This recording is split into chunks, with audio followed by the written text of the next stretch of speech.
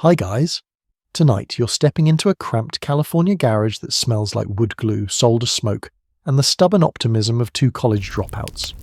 Before we power up, dim the lights, maybe let your phone hum quietly for that soft background glow, and tell me in the comments what city and time it is where you're tuning in. Ready? Good. Because in the next 30 seconds you're going to decide whether a fist-sized chunk of silicon is worth risking every cent you own. You flick the switch on a homemade power supply, and the room answers with a nervous whine, like a mosquito that's just seen your bare ankle. The Apple I prototype sputters to life, a naked circuit board lounging on a workbench as if modesty were a luxury for IBM. Spoiler, it isn't. Listen to the faint buzz of the fluorescent tube overhead. Your job? Keep this temperamental slab of circuitry from catching fire before the pizza arrives.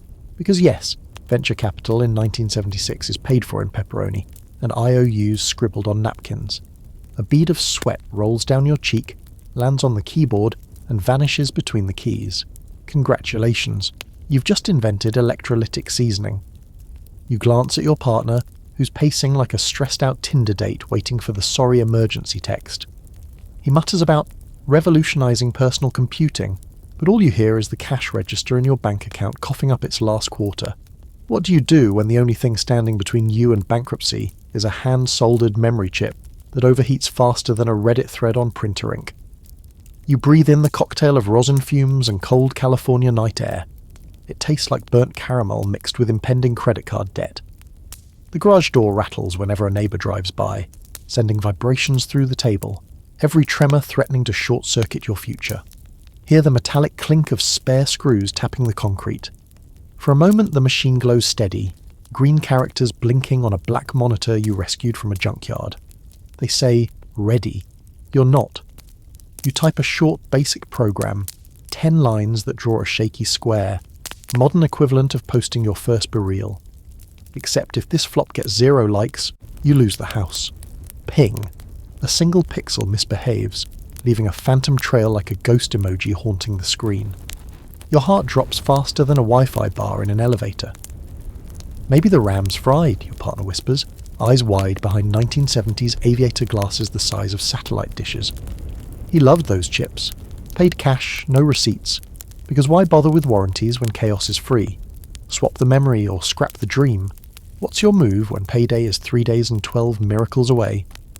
You probe the board with a wobbly multimeter. Each beep feels like roulette. One loud pop later, a capacitor explodes. Confetti for pessimists. The smell. Think popcorn that went to the dark side.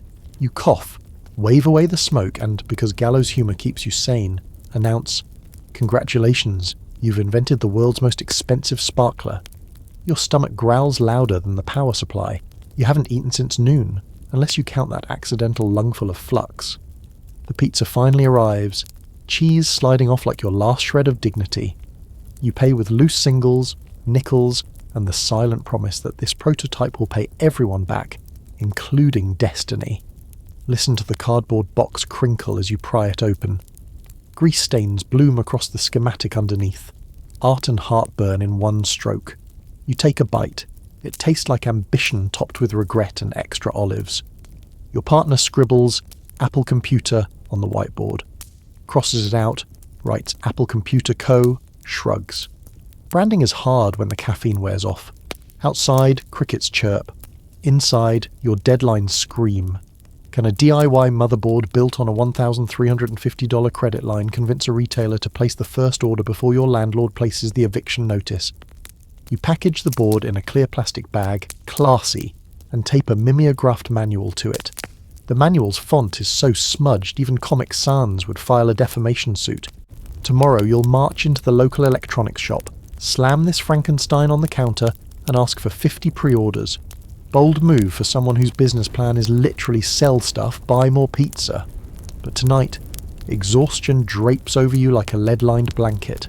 Your eyelids flicker, the fluorescent light flickers back, a sympathy yawn. One last glance at the glowing cursor, blinking, patient, taunting. It's a heartbeat telling you the dream's still alive for now. Looping cliffhanger. When the sun rises, will the store owner see a revolutionary personal computer, or just a baggie of overpriced parts destined for his bargain bin. Dim the garage lights, pull your frayed sleeping bag over the solder fumes, and ask yourself, do you press on, or press Ctrl C, on the whole adventure? It's dawn in Cupertino, 1976, and you're cradling a shoebox full of circuit boards like it's the last egg on Earth.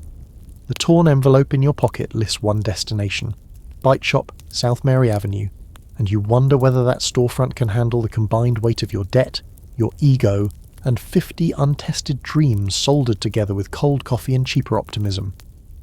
A bell jingles as you step inside, charming for shoppers, but terrifying for inventors. Shelves groan under kit machines that look like microwaves after a bar fight. You swallow envy, waiting for the manager, Terrell, who appraises products the way monks sample wine. A single sniff, then quiet judgment. He studies your naked logic board. No case, no keyboard, just silicon in the breeze, and lifts an eyebrow high enough to catch clouds. 7 words follow that change everything. Can you deliver 50 of these units? 50. The syllable lands like a bowling ball on thin ice. You nod before your brain finishes the math on parts, cash, or hours of sleep you'll soon sacrifice. Outside, you exhale so hard the morning fog files a complaint. Your partner dives into the battered Volkswagen, shoves a parts list at you and mutters, "We need credit yesterday." Yesterday's credit already belongs to Visa, MasterCard and the Radio Shack clerk who accepted a stereo instead of cash. The parts warehouse smells like cardboard, axle grease and questionable bookkeeping. A clerk flips a catalogue thicker than a phone book, quotes a total that makes your checking account fake its own death. You counter with net 30. His smirk answers everything. Back in the garage, you draft a production schedule on graph paper still scarred by a failed calculus exam. Day 1, cut boards. Day 2, solder sockets. Day 3, apologise to neighbours for the smoke alarm symphony. The list ends with profit circled 3 times, as if ink can summon cash. Cardboard coffins of components soon arrive, each unpacking equal parts Christmas morning and audit notice. You build jigs from broom handles and teach unpaid interns to spot cold joints before the boards spot them. Nights stretch thin, the garage turns neon, status LEDs blink, oscilloscopes chirp, solder fumes curl like incense to the gods of short supply. You chew stale donuts until the glaze becomes industrial adhesive on your molars. Around 2 a.m, a rookie bridges 2 traces and the board hisses, releasing a puff that smells like roasted tuition. Instead of yelling, you laugh, because sanity is a team sport, and patch the scar with wire thinner than campaign promises. 3 weeks later, finished units stack like green bricks on a folding table that trembles under your collective insomnia. Each one bears a serial number scratched with a dental pick. Artisan flair or desperate thrift, take your pick. You seal them in plastic, slide photocopied manuals underneath, and convince yourself the package screams minimalist, not naked. Delivery day. The Volkswagen suspension groans beneath 40 pounds of fragile destiny. At Bite Shop, Terrell counts each unit with bank teller solemnity. Reaching 50, he nods and writes a check. Ink glistens. You stare, half expecting the paper to dissolve. Bank tellers rarely witness miracles before lunch, yet here you are sliding that check under bulletproof glass and praying it clears before the parts invoice does. The clerk stamps it. Funds will be available in 3 days, an eternity measured in overdue utility bills. Afternoon sun climbs while hope climbs faster. You grip the steering wheel until the vinyl whimpers. 50 boards shipped, check pending, but every victory invites a bigger gamble. Beside you, your partner's grin mirrors yours. Equal parts triumph and reckless anticipation. One question hums louder than the engine. Will the next order vault you into silicon? Valhalla? Or snap the wire you're balancing on? You're about to bite into an apple that tastes like solder fumes and student loan panic. The crunch echoes through an empty garage, and suddenly the whole place feels too small for the idea crackling in your skull. A single fluorescent tube buzzes overhead, an anxious bee trapped in plastic. Listen to the soft tick-tick of rain on the warped wooden roof. Your breath blooms in the cool California night, carrying hints of pizza grease, motor oil, and that stale Mountain Dew you pretend counts as hydration. The concrete floor is littered with half-chewed wires, dog-eared schematics, and an embarrassing stack of overdue phone bills. If inspiration had a scent, right now its Ode Athlete's Foot meets Radio Shack bargain bin. You kneel beside a splintered workbench that once belonged to your dad, the one who still thinks computers are a fad, like pet rocks or non-fungible tokens. Your fingers tremble as you slot a chip into the hand-etched motherboard. Static pops. For a heartbeat, the universe holds its breath. Then the board boots, and you watch a line of green text glow on the screen like the northern lights trapped inside a TV dinner tray. Congratulations. You've just invented possibility. Also, congrats. You've invented another reason the power company threatens to cut you off. Spoiler alert, the power company doesn't accept changing the world as a payment method. Somewhere behind you, a clunky washing machine rattles, giving the garage a soundtrack that's one part rock tumbler, one part dubstep. You wonder if the droning thump is actually your heart. Or maybe it's the neighbour's heart, annoyed that you've kept them up for the third night in a row. Siri doesn't exist yet to remind you about work-life balance. Twitter won't go live for decades, but trust me, the hate tweets about your midnight solder parties would be savage. You wipe sweat off your brow with the back of a solder-stained sleeve. The scorch mark on your wrist stings, proof you're alive and slightly flammable. You can almost taste metallic ozone on the air, like licking a 9-volt battery dipped in espresso. Through the half-open door drifts the distant bass of a passing Camaro. Somewhere a dog barks at nothing, or maybe at the future. Your best friend, equal parts wizard and prankster, leans over your shoulder, chewing a pen cap until it looks like modern art. You think people will actually buy this, he mutters, half amused, half terrified. You don't answer. You're too busy picturing classrooms, living rooms, even Wall Street cubicles filled with these beige boxes humming lullabies of code. The idea isn't just a computer, it's liberation from mainframes the size of studio apartments. It's power in a shoebox, the same size as your monthly rent envelope, conveniently also empty. You imagine kids using it to write homework, musicians crafting synth loops, accountants finally retiring the abacus. Okay, maybe not the abacus, those guys love their beads, but you get the drift. Your belly growls, reminding you dinner was 2 fig newtons and optimism, but you can't stop now. Every transistor feels like a tiny domino. If you push one wrong, the chain reaction ends in smoke and a landlord complaint. You swear you can hear each electron sprinting through the copper traces, little marathoners fueled by pure caffeine and underpaid ambition. What if this box could paint pictures, compose symphonies, overthrow boardrooms, 1 pixel at a time? That question sizzles hotter than your soldering iron. You glance at the wall. Pinned beside a swimsuit calendar, awkward, hangs a scrawled note. Stay hungry. Stay foolish. You totally stole that from a college lecture you half slept through, but tonight it feels like prophecy whispered by the glow of a CRT. Outside, the rain thickens. Hear the drip, drip. Drip off the gutter. A slow metronome counting down to dawn. In 6 hours you're supposed to clock into your day job, packing video game cartridges at a strip mall electronics store. Spoiler, your boss won't appreciate that you smell like burnt silicon. Double spoiler, you'll quit in 3 weeks anyway. You push the power switch again, click. The screen blinks. For a heartbeat it's blank, as if deciding whether the universe deserves what's coming. Then, ready appears, simple, smug, daring you to type. Your fingertips hover above the keyboard, each key a torpedo ready to launch. You exhale, feeling the weight of possibility settle on your shoulders like a lead-lined hoodie. But wait, before you dive into code paradise, there's a nagging problem. You only have 1 circuit board. Mass-producing this thing means parts, money, more pizzas, and maybe convincing that shy guy from Homestead High to join your merry band of misfits. Question is, can you charm him with vision before the bank charms you with bankruptcy notices? You flick off the monitor, plunging the garage into darkness save for the orange ember of your friend's half-smoked soldering iron. The night suddenly feels huge, electric, and terrifying. A blank page begging for the first line. So here's your fork in the road, friend. Will you scrape together the cash, the courage, and the spare capacitors to build 50 of these dream machines before the month ends?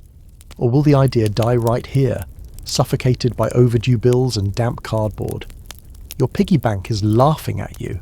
Not the hearty chuckle of someone flush with cash. more like the death rattle of loose coins that barely cover a McDonald's value meal.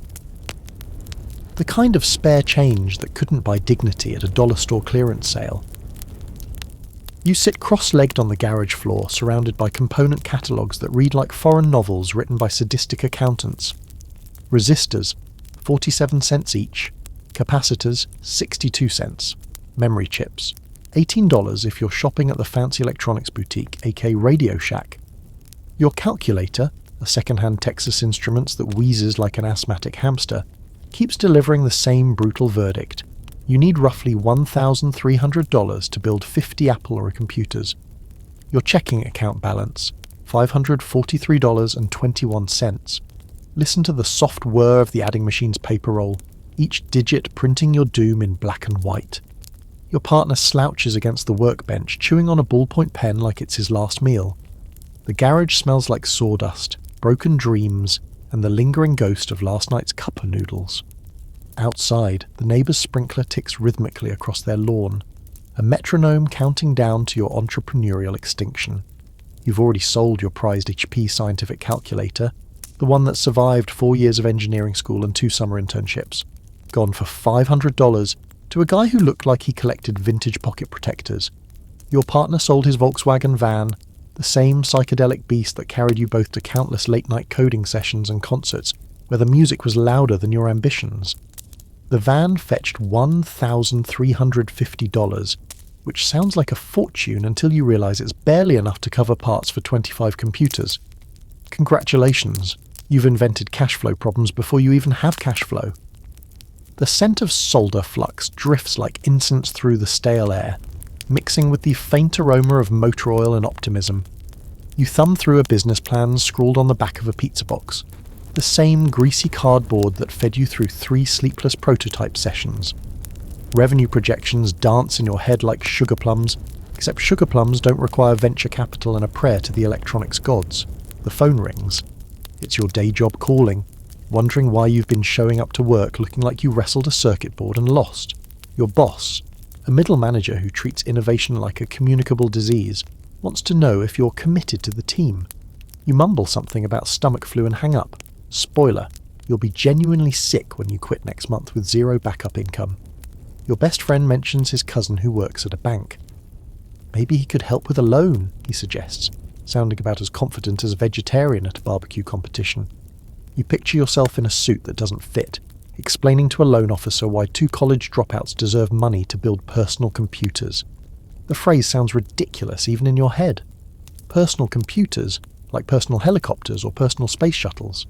But wait, what if this thing could actually sell?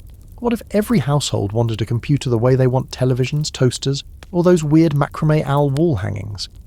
You imagine kids using it for homework, parents balancing checkbooks, maybe even small businesses ditching their typewriters for something that doesn't require whiteout and prayers. You can almost hear the gentle click, click, click of keys being pressed somewhere in a future you can't quite see yet. The vision feels both impossible and inevitable, like watching the sunrise from inside a cave. Your partner suggests approaching that guy from the Homebrew Computer Club, the one with the beard and the weird obsession with making technology friendly. He's been talking about user interfaces and making computers approachable, as if silicon and circuits could somehow become as cuddly as golden retrievers.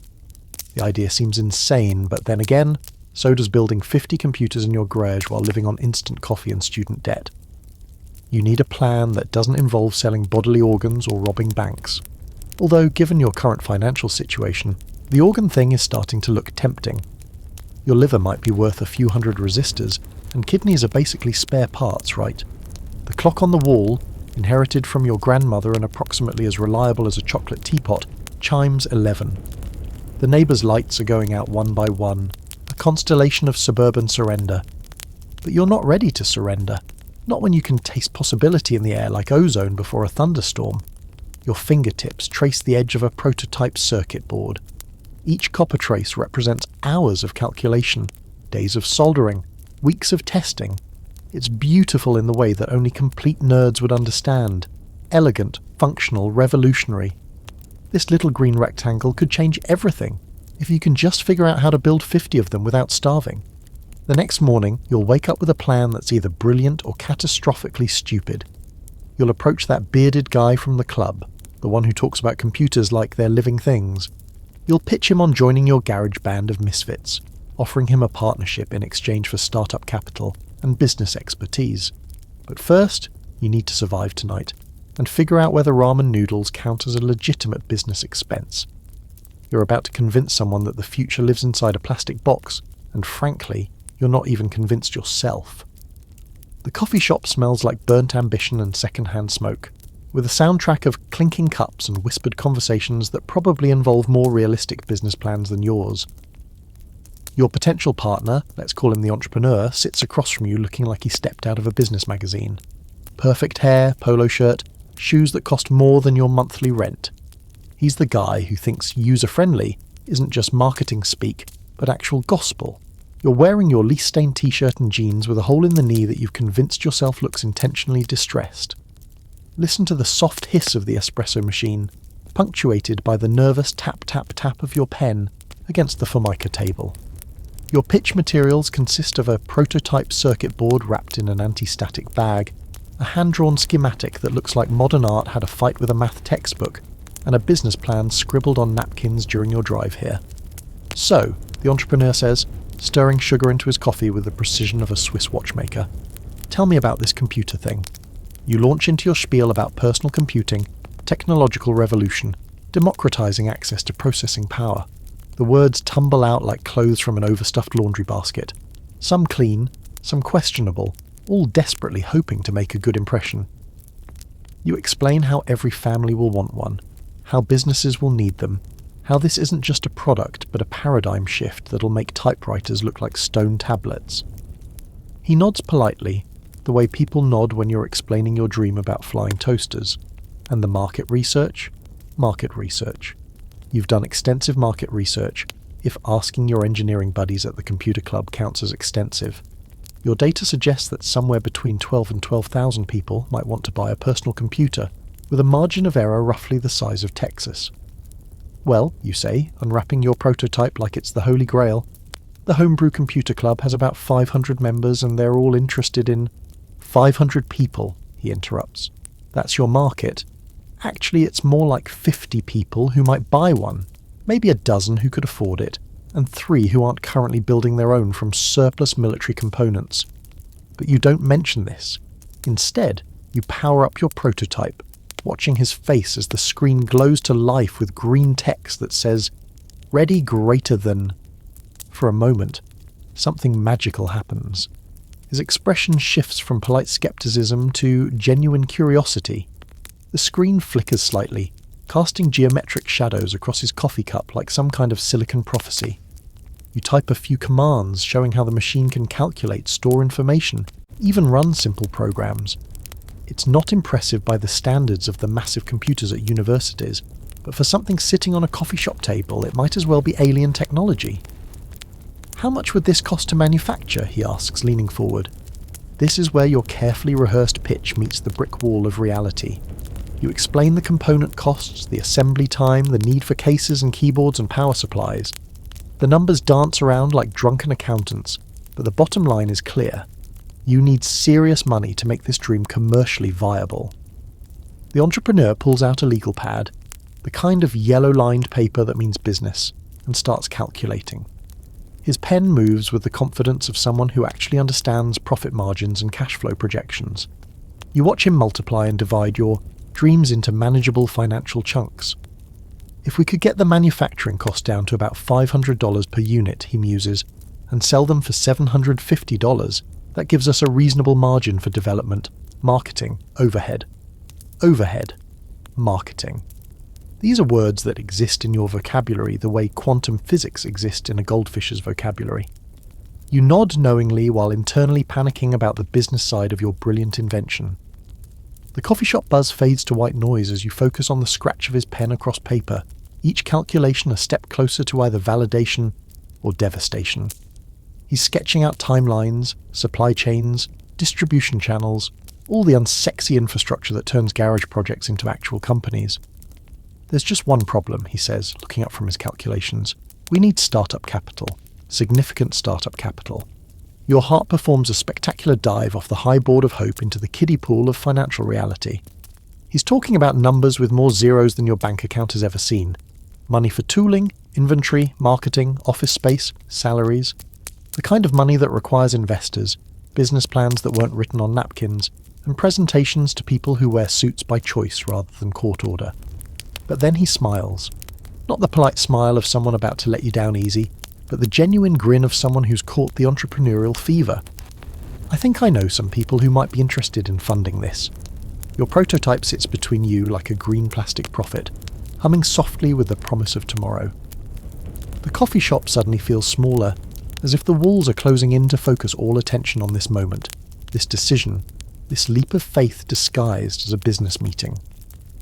The entrepreneur extends his hand across the table. Partners? You shake it, feeling the calluses on his palm from his own late-night projects, his own dreams of changing the world one circuit board at a time. Outside, the California sun streams through the window, illuminating dust motes that dance like electrons in the warm afternoon air. You're about to turn someone's childhood bedroom into the most important sweatshop in Silicon Valley history. The room still smells like Johnson's baby powder and broken dreams, the kind of suburban bedroom where model airplanes once hung from the ceiling, and now circuit boards cover every available surface like green rectangular fungus. Your new business partner's parents offered their spare room after witnessing the garage become an electronics graveyard. The garage now looks like Radio Shack exploded during a tornado, with components scattered across workbenches that groan under the weight of your ambitions.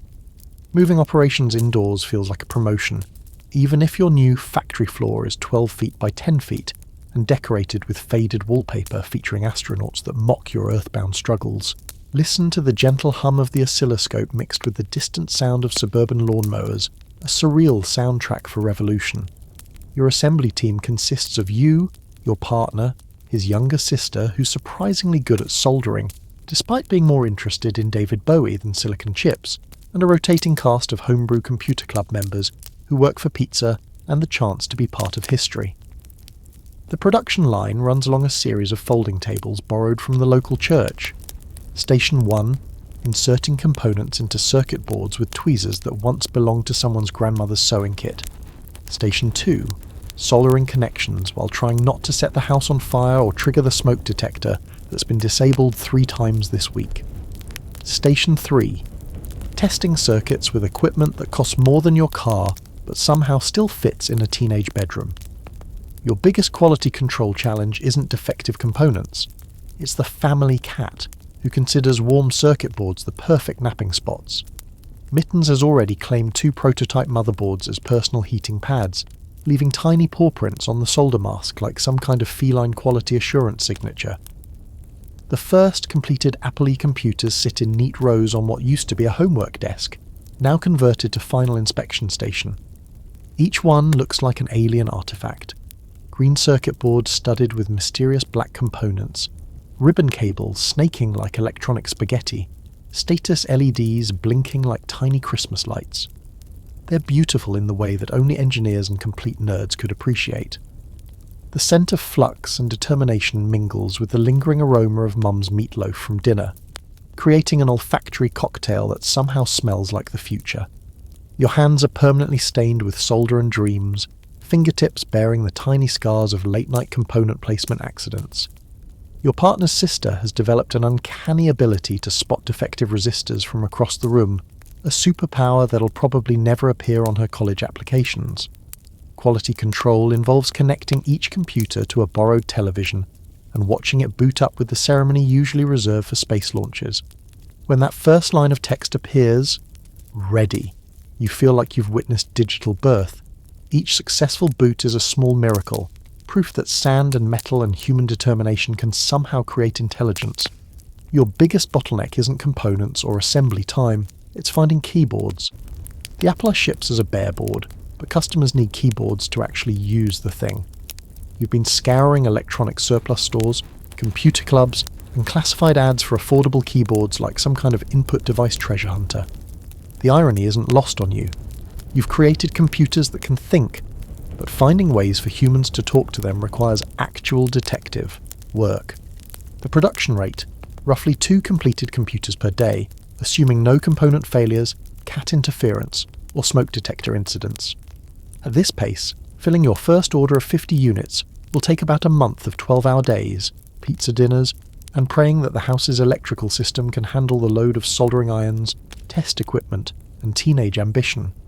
Your partner handles the business side, customer orders, parts procurement, financial tracking, from a desk that's actually an ironing board with a clipboard clipped to one end. The filing system consists of shoeboxes labelled with magic marker, orders, invoices, complaints, still empty, and random important stuff. Currently the fullest box. Evening arrives like a gentle reminder that normal people have lives outside of electronics assembly. But you're not normal people anymore. You're entrepreneurs, revolutionaries, pioneers in a digital frontier that doesn't quite exist yet. Your hands move with the practiced precision of a surgeon, placing components with the care of someone who knows that each connection matters. Each solder joint represents a bet on tomorrow. The suburban night settles around your improvised factory. Through the bedroom window, you can see neighbours' houses glowing with the warm light of television sets.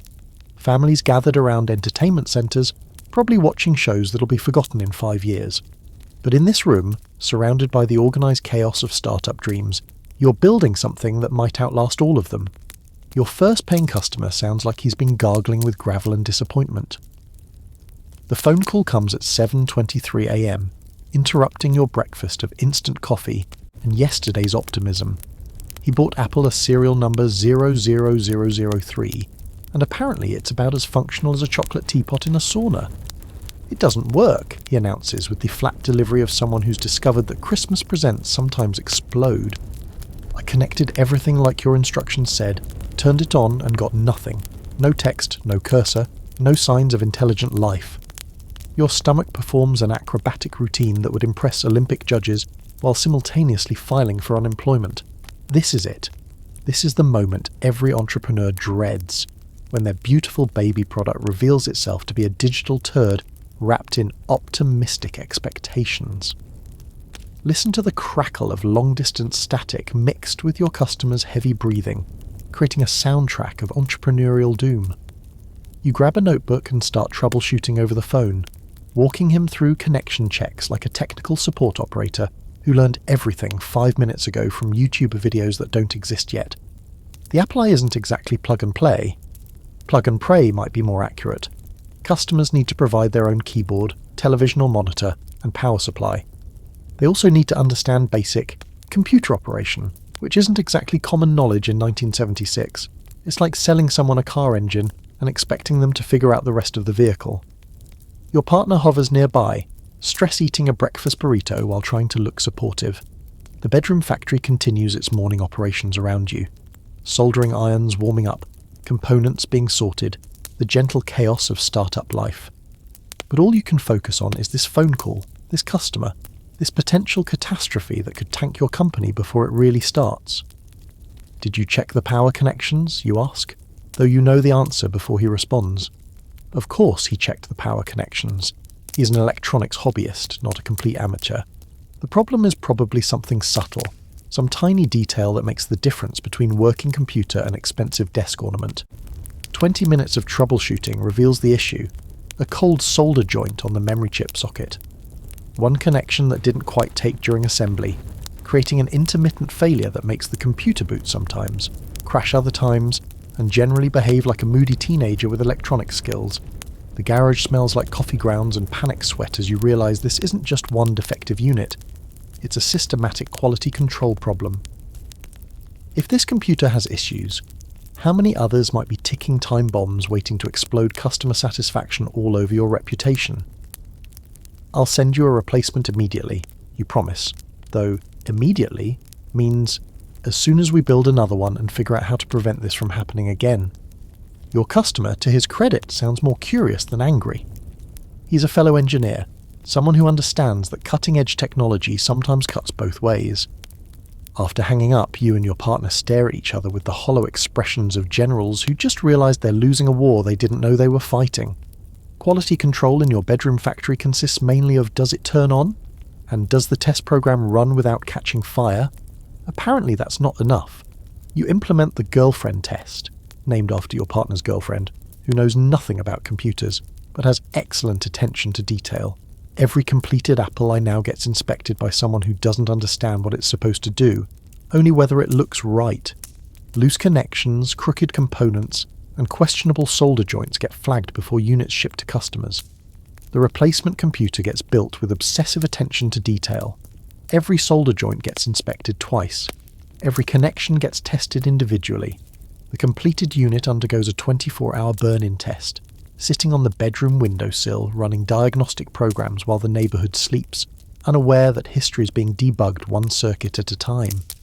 You can almost taste the metallic tension in the air, like licking a 9-volt battery while contemplating business failure. But there's also something else, a determination that tastes like strong coffee and stubborn pride. This customer problem isn't a catastrophe. It's a learning experience disguised as a crisis. The replacement unit works perfectly. Your customer calls back 3 days later, not to complain but to place another order. He wants 2 more computers for his engineering team, plus detailed documentation about expansion possibilities. He's not just a customer anymore. He's an evangelist, someone who believes in what you're building enough to bet his company's productivity on it. That evening, as you update your quality control procedures and implement new testing protocols, you realize something important. Every failure is a teacher, every customer complaint is market research, and every fix makes the next computer better. Your bedroom factory isn't just assembling computers, it's assembling experience, one lesson at a time. Your bedroom factory has become victim of its own success, which sounds like a good problem, until you realize success can suffocate you faster than failure. Orders are pouring in at a rate that makes your 12 by 10 foot production floor feel like trying to build Boeing 747s inside a phone booth. The waiting list for Apple computers now stretches to 3 months, assuming you don't sleep, eat, or maintain basic human hygiene. The house is starting to revolt against your entrepreneurial occupation. The electrical system groans under the load of soldering irons, test equipment, and that borrowed oscilloscope that draws power like a small aircraft. The circuit breaker for the bedroom has tripped twice this week, plunging your operations into darkness and forcing you to reset production schedules around the house's electrical capacity. Listen to the gentle wheeze of the house's ventilation system, trying to clear the air of flux fumes and teenage ambition. Your partner's mother has started leaving windows open for fresh air, which is really code for "please stop turning my house into an electronic sweatshop." The family cat has been relocated to the garage after leaving paw prints on one too many prototype motherboards. Your workforce has expanded to include anyone willing to work for pizza, stock options, and bragging rights. The core team now includes 2 engineering students from Stanford who show up after classes, your partner's girlfriend who's developed supernatural soldering skills, and a retired aerospace engineer who heard about your project through the Computer Club grapevine. He shows up every morning at 8 AM sharp with thermoses of coffee and stories about building guidance computers for moonshots. Production has hit a hard ceiling at 15 computers per week, limited by workspace, component supply, and the physical reality that human beings need occasional sleep. Your order backlog stretches to over 200 units, representing roughly $150,000 in revenue if you could actually build them fast enough. The math is both exciting and terrifying. You're sitting on more money than you've ever seen, but it's all theoretical until products ship. The scent of possibility mixes with solder flux, and the lingering aroma of countless pizza boxes, creating an olfactory signature that you'll associate with startup life forever. Component procurement has become a full-time job. Your partner spends mornings calling distributors, haggling over prices, and coordinating deliveries to a residential address that's starting to confuse UPS drivers. The mailman has started asking questions about why you're receiving packages addressed to Apple Computer Company at a suburban house. Quality control remains your biggest challenge. Each computer requires roughly 4 hours of assembly time, followed by 2 hours of testing and burn-in. Every defect discovered after shipment costs time, money, and credibility. You've implemented a checklist system that would make NASA proud, but even with obsessive attention to detail, some problems only surface when customers start using the computers in ways you never anticipated. The bedroom that once held model airplanes and teenage dreams now houses an inventory worth more than most people's cars. Stacks of circuit boards line the walls like green architectural elements. Component reels sit in organised rows on shelves that once held books and trophies. Test equipment occupies every available surface, connected by cables that snake across the floor like some kind of high-tech nervous system. Your partner's parents have been remarkably patient, but you can sense their limits approaching. Dinner conversations now revolve around production schedules, component shortages, and customer support issues. The house phone rings constantly with suppliers, customers, and journalists who've heard rumours about something interesting happening in suburban Los Altos. The solution becomes obvious. You need a real factory, or at least a space dedicated entirely to production. But real manufacturing space costs real money: security deposits, monthly rent, utility setup, insurance. The bedroom factory was free. Commercial space represents your first major business expense, the difference between hobby project and actual company. You can almost feel the weight of decision pressing down like thick summer air before a thunderstorm. Staying small means staying manageable, but also staying limited. Growing means risk, overhead, and crossing a line from which there's no comfortable retreat. The bedroom factory was a safe experiment. A real factory would be a declaration of war against the status quo. Your partner spreads real estate listings across the improvised desk that's still technically an ironing board. Warehouse spaces, small manufacturing facilities, shared industrial parks. Each listing represents a possible future, a bet on whether this computer thing might actually become something, bigger than a garage band with circuit boards. The decision arrives wrapped in necessity. A competitor announces their own personal computer, priced lower than yours but with inferior specifications. Suddenly, speed matters more than comfort. The market window that seemed permanent yesterday now feels like it's closing with the urgency of a garage door with faulty sensors. You're about to design a computer that looks like it belongs in someone's living room, rather than a laboratory dungeon, which is either brilliant marketing or complete insanity. The Apple I resembled something assembled by particularly talented aliens with access to Radio Shack clearance bins. The Apple II needs to look like furniture that happens to think. Beige, friendly, and non-threatening enough that parents won't assume it's plotting world domination. Your industrial design meetings take place around the same kitchen table, where you ate childhood breakfasts now covered with sketches that look like appliances designed by people who've never seen appliances. The challenge isn't just making computers work, it's making them look like they belong in homes where computer isn't a dirty word that frightens suburban sensibilities. Listen to the soft scratch of pencil on paper as design concepts emerge from caffeine-fueled brainstorming sessions. Your partner insists the computer should look friendly, whatever that means when applied to silicon and circuits. Friendly computers apparently have rounded corners instead of sharp edges, warm colours instead of industrial grey, and cases that suggest sophistication rather than intimidation.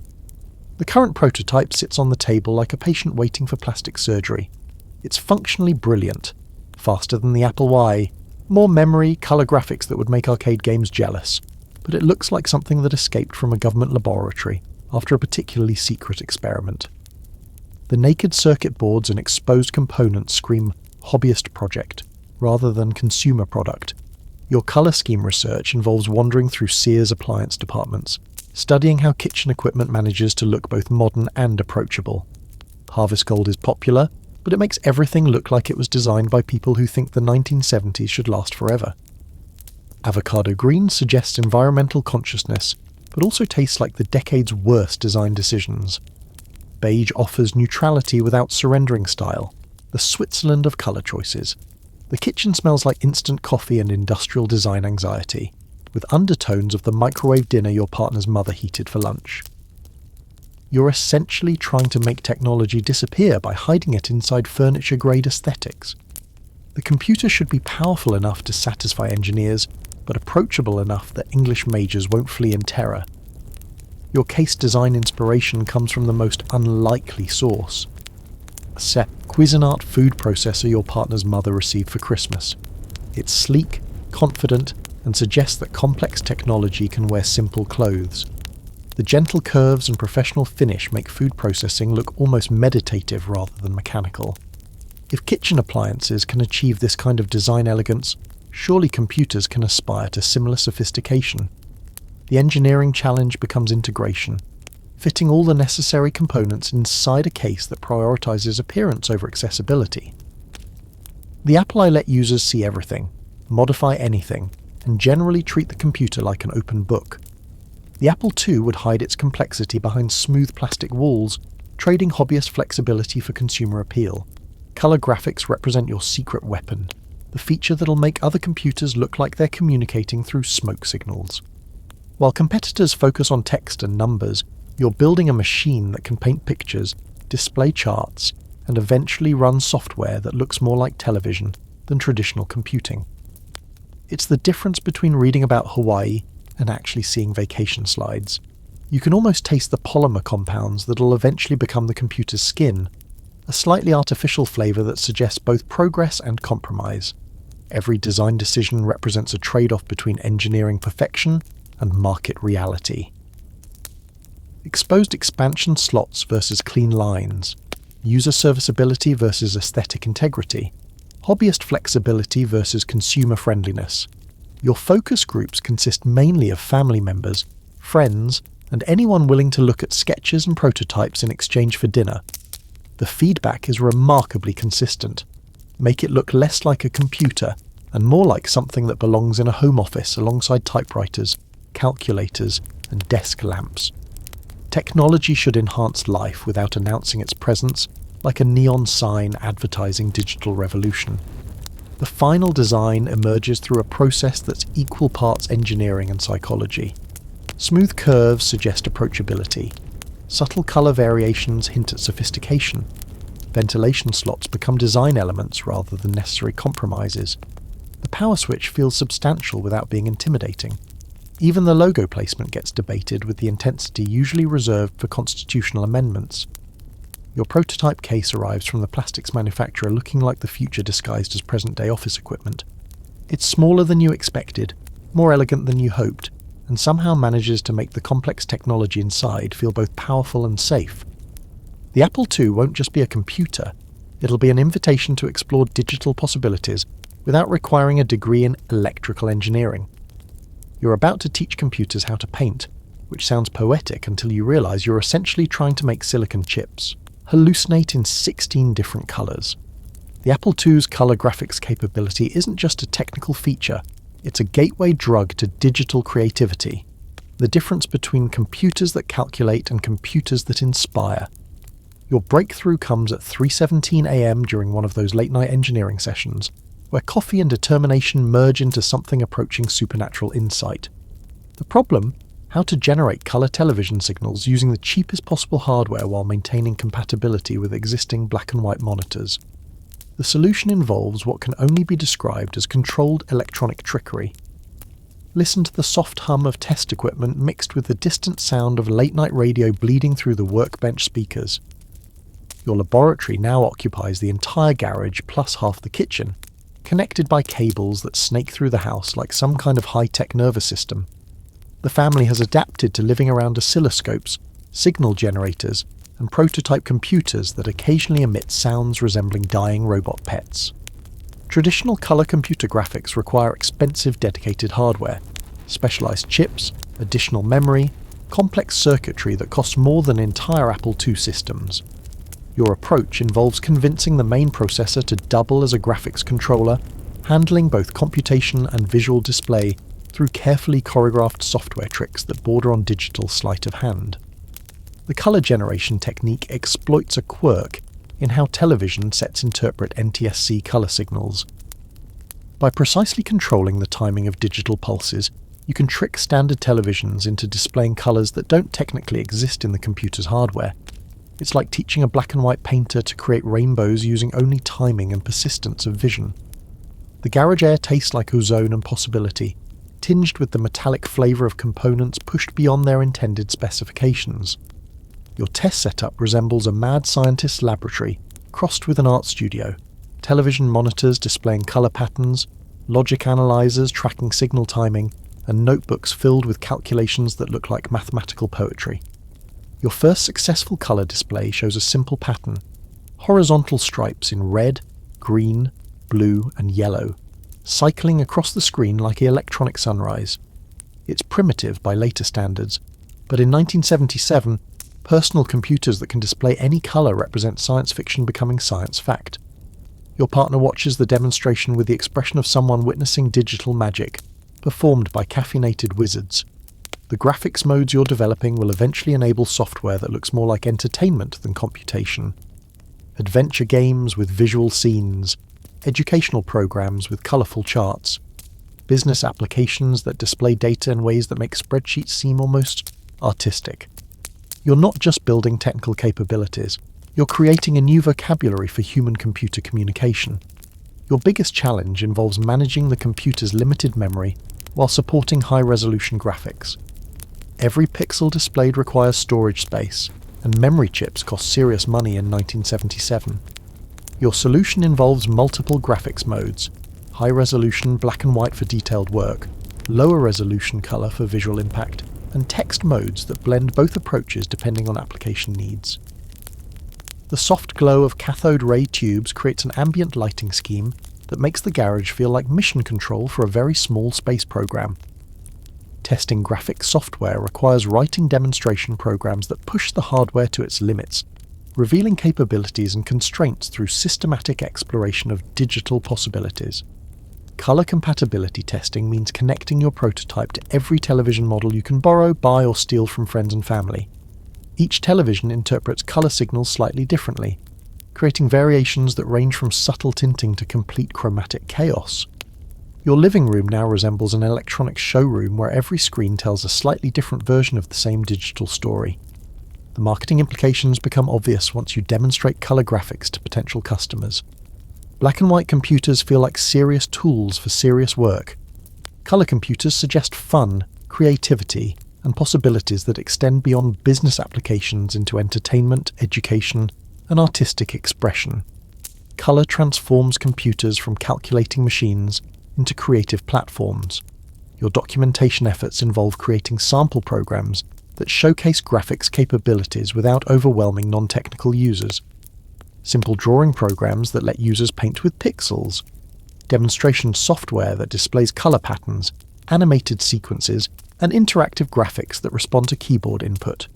Each program serves as both technical example and marketing demonstration. But the real breakthrough isn't technical, it's psychological. Color graphics make computers feel less intimidating, more approachable, almost toy-like in their visual appeal. Parents might buy computers for their children's education, but color graphics ensure those same computers will be used for games, artistic exploration, and digital experimentation that extends far beyond homework assignments. You're about to create a computer that works right out of the box, which sounds simple until you realize most computers in 1977 work right out of the box the same way automobiles work right out of the showroom, assuming you already own roads, gas stations, and a comprehensive understanding of internal combustion engines. Your philosophical shift represents a radical departure from hobbyist computing culture. The Apple I required customers to supply their own keyboard, monitor, power supply, and considerable technical expertise. The Apple II will include everything needed for immediate operation, transforming computers from kit projects into appliances that normal humans can actually use without engineering degrees. Listen to the gentle click of keys on the integrated keyboard, each press representing a victory over the complexity that has kept computers locked in basement workshops and university laboratories. Your design philosophy centers on elimination, removing barriers, reducing complexity, and hiding technical details behind elegant simplicity that just works. The integrated keyboard represents your first major design challenge. Traditional computer keyboards cost as much as entire Apple II systems, but you need something reliable, attractive, and affordable enough to include without destroying profit margins. Your solution involves custom-designed switches that feel professional without requiring exotic materials or manufacturing processes that cost more than cars. Your power supply integration becomes an exercise in thermal management and electrical engineering artistry. Most computers require external power supplies that look like industrial equipment designed by people who hate aesthetics. The Apple II's internal power supply must fit within the case's elegant profile, while providing clean, stable power for all components without creating enough heat to melt plastic or frighten household pets. The workshop smells like heated plastic and determination, with undertones of the Chinese takeout that's fueled your engineering team through another 18-hour design marathon. Cooling the internal power supply requires careful airflow design, component placement that considers thermal characteristics, and ventilation strategies that maintain the case's clean lines while preventing electronic components from achieving temperatures normally associated with small ovens. Your monitor philosophy involves embracing television technology rather than fighting it. Professional computer monitors cost thousands of dollars and require specialized knowledge to operate properly. Televisions exist in every home, cost reasonable amounts, and already handle color signals with reliable consistency. By designing the Apple II to work perfectly with standard televisions, you eliminate another barrier between computers and normal people. The cassette tape interface represents your storage solution, building on technology that's already familiar to anyone who owns a stereo system. While other computers require expensive disk drives or complicated paper tape systems, the Apple II will store programs and data on standard audio cassettes that cost less than lunch money and work with equipment most families already own. You can almost taste the satisfaction of design decisions that prioritize user experience over technical sophistication, like choosing vanilla ice cream because it makes everyone happy rather than exotic flavors that only appeal to adventurous palates. Every feature inclusion gets evaluated not just for technical merit, but for its impact on overall user experience, cost, and the likelihood that normal humans will actually understand how to use it. Your cable management obsession ensures that connecting the Apple II requires exactly one power cord plugged into exactly one wall outlet. No tangled masses of interconnection cables, no external power supplies that look like alien artifacts, no mysterious boxes that require separate connections and independent power sources.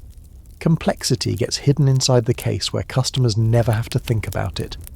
The built-in BASIC programming language represents your secret weapon for transforming computers from mysterious calculators into creative tools. BASIC is simple enough for children to learn, powerful enough for useful programs, and friendly enough that writing software feels more like conversation than incantation. Users won't just run programs, they'll create them, modify them, and share them with friends who own compatible systems. Your documentation strategy involves writing manuals for people who've never seen computers before and might be slightly afraid of them. The Apple II manual will include pictures, step-by-step instructions, and explanations that assume zero technical background while building confidence through successful experiences. Computer manuals don't have to read like graduate-level engineering textbooks written by aliens.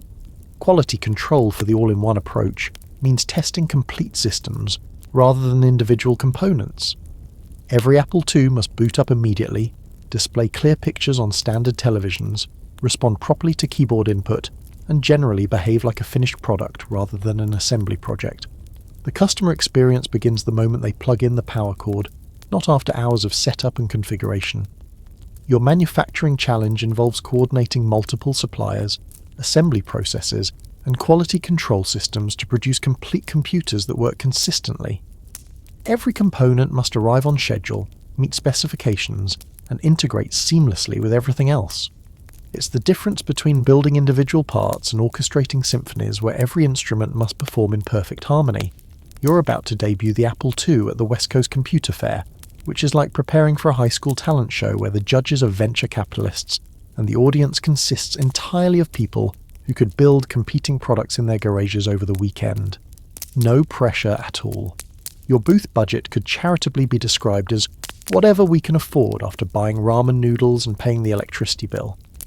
The entire display setup costs less than some companies spend on business cards, but you're determined to create something that looks professional rather than desperate. The challenge. How to make a 10 by 10 foot space suggests that Apple Computer Company represents the future of personal computing rather than two guys with serious delusions of grandeur. Listen to the soft whir of power tools mixed with the distant sounds of similar booth construction. Hammering, drilling, and occasional creative cursing that echoes through the convention center like a carpenter's symphony. Your booth design team consists of you, your partner, his girlfriend who has surprisingly strong opinions about color coordination, and a borrowed truck that barely survived the drive from Los Altos loaded with plywood, fabric, and enough electrical equipment to power a small radio station. The booth backdrop gets built from materials purchased at a local hardware store, with the enthusiasm of people who watch too much PBS carpentry programming. Plywood panels, white fabric stretched tight enough to suggest professional display work, and a hand-painted Apple logo that took 3 attempts to get right. It's not Madison Avenue sophisticated, but it doesn't look like it was assembled by people who learned booth construction from watching YouTube videos that won't exist for another 30 years. Your display strategy centers on the revolutionary concept of letting people actually use the computers. While other booths feature static displays and endless technical specifications, the Apple II demonstration stations invite hands-on interaction. Visitors can type commands, run programs, and experience color graphics in person, rather than just reading about capabilities in marketing brochures that promise more than they deliver. The convention center smells like fresh paint, electronics components, and the collective nervous sweat of entrepreneurs preparing to expose their dreams to public scrutiny. Your demonstration software includes programs designed specifically to showcase the Apple II's capabilities: a simple drawing program that lets users create colourful pictures, a numerical calculation program that proves the computer can handle serious work, and a primitive game that demonstrates both graphics and sound capabilities. Booth staffing involves everyone you know who can speak coherently about computers without using technical jargon that frightens normal humans.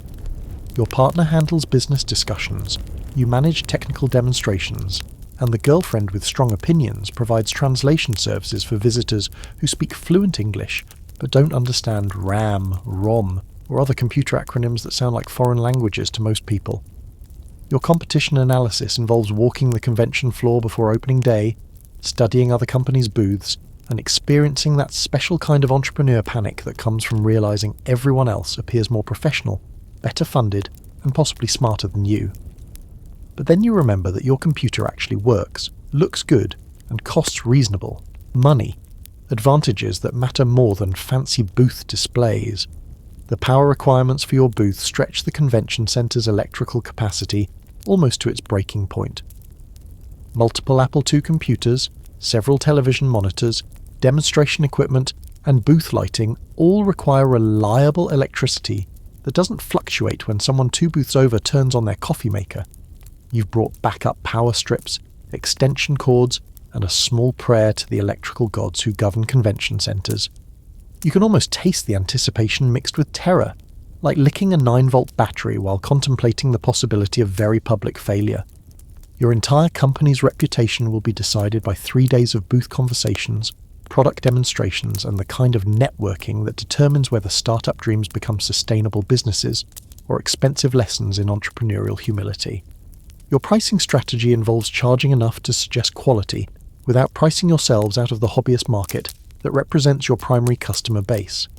The Apple II will cost more than the Apple Wii, but less than competing computers that offer fewer features and considerably less style. It's the Goldilocks approach to pricing. Not too cheap, not too expensive, but just right for people who want computers that work without requiring advanced degrees in electrical engineering. Booth preparation continues until 2 a.m. the night before the fair opens, fueled by coffee that could dissolve metal and the kind of nervous energy that makes everything seem both incredibly important and slightly surreal. Your booth represents months of work, thousands of dollars in investment, and the concentrated hopes of everyone who believes personal computers might actually matter to people beyond electronics hobbyists and university researchers. The final booth inspection reveals something remarkable. Despite the budget constraints and DIY construction, your display looks professional, inviting, and confident. The Apple II computers sit on the demonstration tables like beige ambassadors from a more elegant technological future, ready to introduce themselves to anyone curious enough to press a few keys and discover what personal computing might become. The West Coast Computer Fair opens at 9 a.m. sharp, and by 9:03, you realize that your carefully rehearsed demonstration speeches mean absolutely nothing when faced with actual humans asking questions you never anticipated. Your first visitor is a middle-aged accountant who wants to know if the Apple II can help him balance his checkbook, which sounds reasonable until you realize you've never actually written checkbook balancing software. Listen to the gentle chaos of convention center ambience, hundreds of conversations, the click of demonstration keyboards, and the occasional excited exclamation of someone discovering technology that exceeds their expectations. Your booth becomes a social laboratory where you're conducting real-time market research disguised as product demonstrations, learning more about customer needs in 3 hours than months of theoretical planning revealed. Your second visitor is a high school teacher who wants to know if computers can help students learn mathematics. She watches you demonstrate the colour graphics capabilities with the intensity of someone evaluating whether this beige box might revolutionise education or just eat her entire budget. Her questions reveal an entire market you hadn't fully considered. Schools, teachers and educational applications that could make learning more interactive than textbooks and chalkboards. A hobbyist approaches asking technical questions that make your engineering background actually useful. He wants to know about expansion slots, memory configurations and programming languages. This conversation feels comfortable, familiar territory where you can discuss technical specifications without translating everything into normal human language. But even he surprises you by asking about business applications, suggesting that hobbyists aren't just building computers for fun anymore. The convention centre smells like coffee, electronics components, and the collective nervous sweat of entrepreneurs hoping their products will change the world, or at least pay next month's rent. Your demonstration programs run continuously on multiple Apple II computers, creating a small island of colour and activity that draws curious crowds like digital moths to electronic flames. A small business owner stops by and asks if the Apple II can handle inventory management for his auto parts store. You find yourself improvising explanations about database capabilities, file storage, and record-keeping applications that don't actually exist yet but could theoretically be developed. The conversation becomes a collaborative design session where his real-world business needs reveal software opportunities you hadn't considered. Your pricing discussions reveal interesting patterns in customer psychology. People who expected computers to cost $5,000 consider the Apple II a bargain. People who expected them to cost $500 need convincing that the additional capabilities justify the higher price. You learn to position the Apple II not as an expensive toy but as an affordable tool that happens to be fun to use. You can almost taste the excitement mixed with skepticism, like drinking coffee that's been brewing too long while contemplating whether you're witnessing history or participating in elaborate technical theatre. Each customer interaction teaches you something new about market positioning, feature priorities, and the gap between what engineers think customers want and what customers actually need. A journalist approaches with questions that make you realise the Apple II. II isn't just a product anymore. It's becoming a symbol of something larger. She asks about the democratization of computing, power, the implications of bringing computers into homes, and whether personal computers might fundamentally change how people work, learn, and communicate. You find yourself discussing social trends and technological philosophy rather than just technical specifications. Parents ask whether the Apple II is appropriate for children, sparking conversations about educational software, age-appropriate programming languages, and the possibility that computers might become as common in homes as televisions or telephones. These discussions reveal a market segment that's both promising and challenging. Families who want to prepare their children for a computer-literate future, but need reassurance that the technology won't overwhelm young users. Your competitor analysis happens in real time as visitors compare your booth to others throughout the fair. Comments about other companies' products, pricing, and capabilities provide immediate feedback about your positioning in the emerging personal computer market. You learn which features matter most to customers and which specifications are just engineering bragging rights that don't translate to sales. The energy level varies throughout the day, but customer enthusiasm remains consistently high. People aren't just shopping for computers, they're shopping for possibilities, for tools that might transform their work, education, or hobbies in ways they can't fully articulate yet. The Apple II represents potential rather than just processing power. By late afternoon, you've talked to teachers, accountants, engineers, students, small business owners, journalists, and curious parents. Each conversation reveals new applications, unexpected use cases, and market opportunities that expand your understanding of what personal computers might become. The Apple II isn't just a machine anymore, it's a platform for human creativity and productivity. By day 3 of the computer fair, your order pad looks like a small miracle written in ballpoint pen and customer signatures. 57 confirmed orders, with deposits totaling more money than you've ever seen in one place that wasn't behind bulletproof glass at a bank. Success, it turns out, tastes like stale convention centre coffee mixed with the metallic tang of pure terror. Listen to the soft scratch of pen on carbon paper, as you write order after order, each signature representing someone's faith in your ability to deliver computers that actually work as advertised. Your booth has become a pilgrimage site for personal computer enthusiasts, with lines of people waiting to touch, type, and potentially purchase machines that represent the future of home computing. Your biggest challenge isn't convincing people to buy the Apple II, it's convincing them you can actually deliver what you're promising. Customers ask reasonable questions about shipping dates, warranty coverage, and technical support that reveal the difference between building computers and running a computer company. Your answers involve more optimism than actual planning, seasoned with the kind of confidence that comes from having no choice but to succeed. The order demographics tell an interesting story. 60% are hobbyists and engineers who understand what they're buying. 20% are educators and small business owners taking calculated risks on new technology. 20% are early adopters who want to own computers before their neighbours know what computers are. Each group has different expectations, different technical knowledge, and different tolerance for products that aren't quite finished.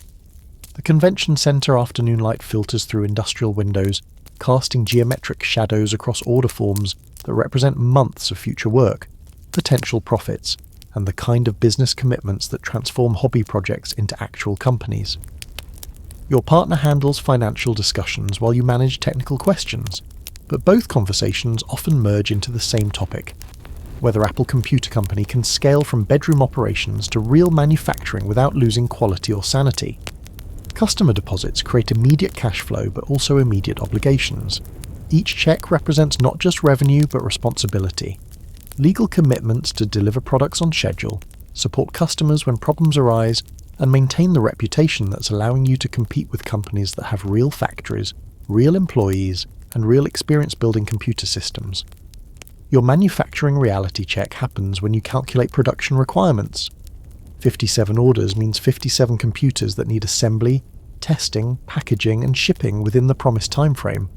At your current production rate, that represents approximately 6 months of work, assuming no vacations, sick days, or catastrophic component failures that shut down your entire operation. Component procurement becomes an urgent priority. Orders for memory chips, cases, keyboards, and power supplies that seemed manageable for small-scale production now require industrial quantities, bulk pricing negotiations, and supply chain management skills you've learned from watching your suppliers operate. The transition from building computers to manufacturing computers involves logistics challenges that engineering school didn't cover. You can almost smell opportunity mixed with anxiety, like fresh plastic from component packaging, combined with the acrid scent of soldering iron flux that never quite leaves your clothes anymore. Quality control takes on new meaning when every defective unit costs both money and reputation, with customers who have alternatives they could have purchased instead. Your competition awareness increases as customers mention other companies' products, pricing, and capabilities. The personal computer market isn't waiting for you to figure out manufacturing. Other companies are shipping products, building customer bases, and establishing market positions while you're trying to scale bedroom operations into something resembling professional manufacturing. Technical support becomes a real concern as you realize that shipping computers is only the beginning of customer relationships. People will need help connecting systems, troubleshooting problems, and understanding capabilities that aren't obvious from documentation. Your phone number is now on 57 order forms, meaning your phone will ring with questions, complaints, and requests for help from people who paid serious money for products they expect to work perfectly. The psychological impact of success creates unexpected challenges. The hobby project that was fun, experimental, and low pressure has transformed into a business with real obligations, real deadlines, and real consequences for failure. The bedroom factory that felt cozy and manageable now feels cramped and inadequate for the scale of commitments you've made. Your cash flow projection reveals both opportunity and risk. Deposits provide immediate capital for components and equipment, but they also create delivery obligations that must be met regardless of technical problems, supply chain delays, or manufacturing complications. Success has transformed Apple Computer Company from a low-risk experiment into a high-stakes business where failure affects customers rather than just founders. You're about to convince men in $500 suits that the future of computing lives inside beige plastic boxes, which feels approximately as natural as explaining quantum physics to your grandmother's cat. The venture capital office smells like leather furniture, expensive coffee, and the kind of quiet confidence that comes from having more money than most small countries' annual budgets. Your presentation materials consist of a working Apple II, financial projections scribbled on legal pads, and a business plan that optimistically assumes market growth rates that would make economists laugh if they weren't crying. The investors sit around a conference table that costs more than your entire inventory, asking questions that reveal the difference between building products and building companies.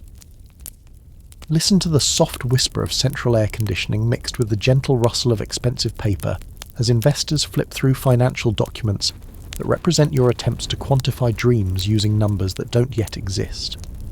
Your demonstration setup includes multiple Apple II computers running various programs, creating a small electronic light show in a room designed for serious financial discussions. The first question cuts straight to the heart. What's your addressable market size? You launch into explanations about personal computer adoption rates, household penetration statistics, and market research that's equal parts analysis and educated guessing. The numbers sound impressive until you realize you're essentially predicting the future of an industry that barely exists yet. Your competition analysis involves explaining why the Apple II is superior to machines that most investors have never seen, will never use, and can't meaningfully evaluate. You find yourself translating technical advantages into business language, explaining why color graphics and integrated design represent competitive advantages rather than just engineering preferences. The conference room windows offer views of Silicon Valley, where other entrepreneurs are probably having similar conversations in similar rooms, all trying to convince similar investors that their particular vision of the technological future deserves funding. Your PowerPoint slides don't exist yet, so your presentation relies on handwritten charts, working demonstrations, and the kind of enthusiastic explanations that either inspire confidence or suggest complete delusion. Financial projections become an exercise in creative storytelling. You're projecting revenues, expenses, and growth rates for markets that don't quite exist using business models that haven't been tested. The investors ask reasonable questions about manufacturing scalability, distribution channels, and customer acquisition costs that reveal gaps in your business planning. The team evaluation focuses on whether two college-age entrepreneurs can actually manage the kind of growth they're projecting. Questions about management experience, industry knowledge, and operational expertise highlight the difference between technical competence and business leadership. Your answers involve more confidence than credentials, seasoned with examples of successful companies founded by people who learned business skills on the job. Your funding request sounds both modest and enormous, depending on perspective. The amount you're seeking could buy several houses in most parts of the country, but it's apparently standard seed funding for technology companies with serious growth ambitions. The conversation revolves around valuation, equity percentages, and terms that will determine whether you remain in control of your creation. You can almost taste the tension mixed with opportunity, like drinking expensive wine while contemplating whether you're about to become very wealthy or surrender control of your company to people who understand money better than technology. The investors' questions reveal their evaluation process: market size, competitive advantages, team capabilities, financial projections, and exit strategies that determine whether investments become profitable. Due diligence discussions involve background checks, reference calls, and financial audits that will examine every aspect of your personal and professional history. The informal garage company that felt private and personal now faces scrutiny from lawyers, accountants, and investigators who will verify every claim you've made about products, markets, and capabilities. Board composition becomes a negotiation about control, oversight, and decision-making authority. The investors want representation proportional to their financial stake, but you want to maintain control over product development, strategic direction, and company culture. The discussion balances investor protection with entrepreneurial autonomy. Your exit strategy conversation feels premature, but apparently represents standard venture capital evaluation criteria. Investors want to understand how their investment will eventually become profitable, whether through public offerings, acquisition, or other liquidity events that allow them to realize returns on capital deployed in risky early-stage companies. The meeting concludes with handshakes, business cards, and promises to follow up after internal discussions. The investors seem genuinely interested but make no commitments, following what appears to be standard venture capital protocol for managing expectations while maintaining negotiating flexibility. The check arrives on a Tuesday morning that feels like Christmas, lottery winnings, and your worst nightmare wrapped in one certified mail envelope. $600,000 in venture capital funding, which represents more money than you've ever seen, and apparently just enough to transform your garage startup into something resembling a real company. Success, it turns out, comes with more strings attached than a marionette convention. Listen to the soft thud of bankers' boxes hitting the floor as accountants, lawyers, and business consultants invade your workspace, bringing professional expertise and enough paperwork to deforest small nations. Your informal partnership agreements get replaced by corporate bylaws, stock option plans, and legal documents that require professional interpretation to understand what you've actually agreed to.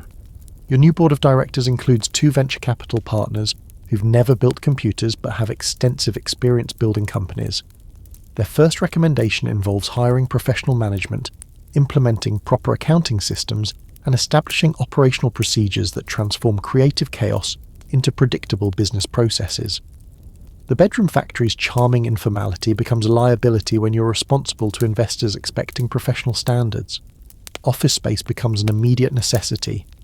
Your new headquarters occupies a converted warehouse in Cupertino, with actual manufacturing space, inventory storage, and offices that don't double as someone's childhood bedroom.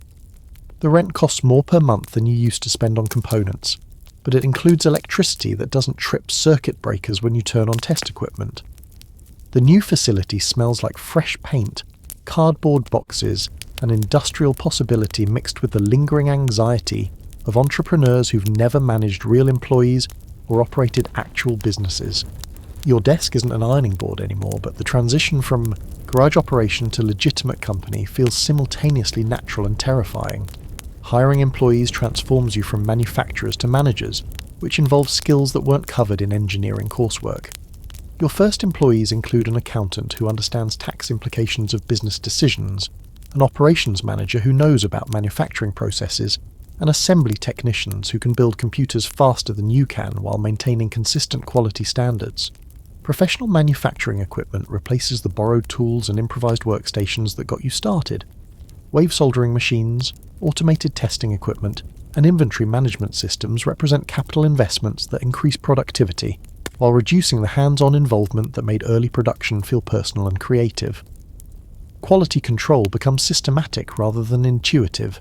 Every component gets inspected, every assembly process gets documented, and every finished computer gets tested according to procedures that ensure consistency, rather than relying on individual attention and craftsman-like care. The improvement in reliability comes at the cost of the intimate connection you felt with every circuit board. You can almost taste the transformation from startup to scale-up, like the difference between home-cooked meals and restaurant food, more consistent, more professional, but somehow less personal than what you've been used to. Management responsibilities include personnel decisions, budget approvals, and strategic planning that remove you from direct involvement in product development and manufacturing. Customer support becomes a department rather than a person.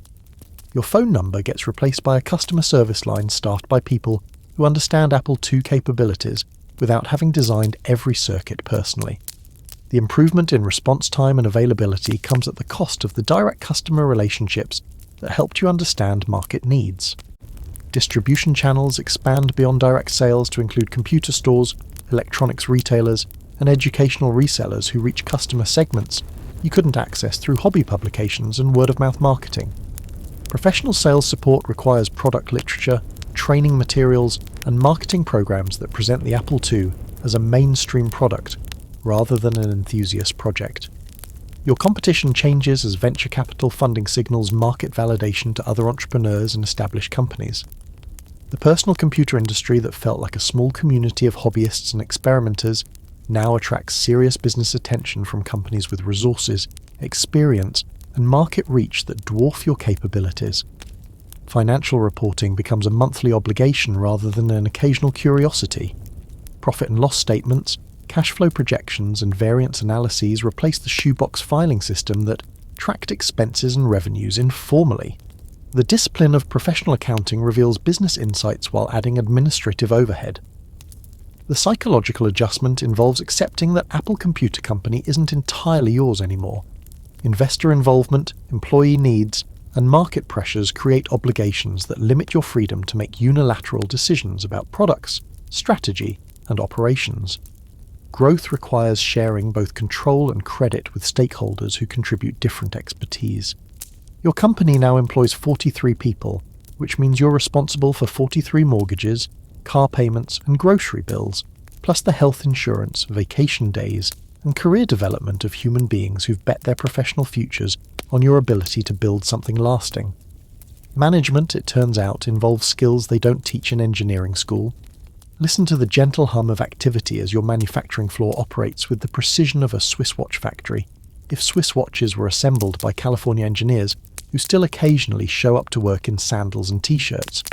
Your facility now spans 15,000 square feet of industrial space, where actual employees perform actual jobs that require actual coordination to produce computers that ship to actual customers on predictable schedules. Your org chart looks like something a business school would be proud of, with departments for engineering, manufacturing, sales, marketing, and finance. Each department has managers who report to you, creating layers of communication that sometimes feel like playing telephone with people's livelihoods.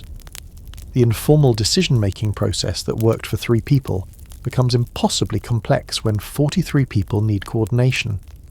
Daily production meetings replace the casual conversations that used to happen while soldering components. Manufacturing schedules, inventory levels, quality metrics, and delivery commitments get tracked on whiteboards that look like mission control displays for a very commercial space program. Your production rate now exceeds 500 computers per month, assuming no major component shortages or equipment failures. The facility smells like a combination of electronics manufacturing, fresh coffee from the break room, and the subtle scent of ambition mixed with air conditioning that works better than any cooling system you've ever experienced. Your personal office includes a door that closes, a window with actual views, and furniture that wasn't borrowed from relatives or purchased at garage sales. Employee management involves performance reviews, salary negotiations, and career development conversations that determine whether talented people stay or leave for competitors who might offer better opportunities. Your engineering team includes college graduates who understand computer design theory better than you do, which is simultaneously reassuring and humbling. Quality. Control processes now involve statistical sampling, defect tracking, and continuous improvement programs that would make manufacturing engineers proud.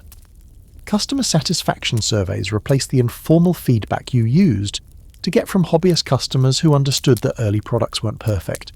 Professional customers expect professional quality. Your supply chain management involves contracts with component manufacturers, just-in-time inventory systems, and backup suppliers who can maintain production when primary sources experience delays. The informal relationships with electronics distributors get replaced by professional purchasing agreements that ensure reliable component availability. You can almost taste the difference between startup chaos and organizational efficiency, like comparing a jazz improvisation session to a symphony orchestra. More complex, more powerful, but requiring different skills to coordinate effectively. Management decisions now affect multiple departments, require budget approvals, and involve consultation with people who understand business operations better than product development. Marketing becomes a professional discipline rather than word-of-mouth evangelism.